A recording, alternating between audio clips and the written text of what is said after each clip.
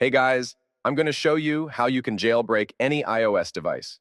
First, make sure you go into Software Update to check latest version of iOS is installed. As you can see, I'm running on this version. Once you've updated your iOS version, go back to your settings and scroll down until you find battery. Make sure you disabled low power mode. After completing these super easy steps, open one-click Jailbreak application, select your model device, and connect your iPhone with USB.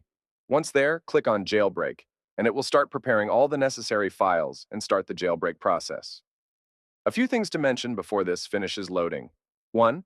This process is completely reversible, so you can undo all the changes without worry. It's also 100% safe.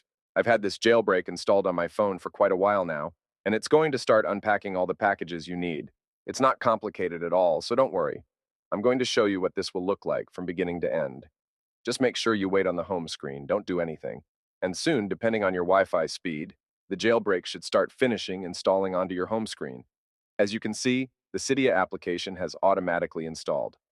Using the Cydia application, you can customize your jailbroken phone as much as you want. The next thing you need to do is to simply head over to the pinned comments down below. There, I explain exactly where you can get one-click jailbreak application.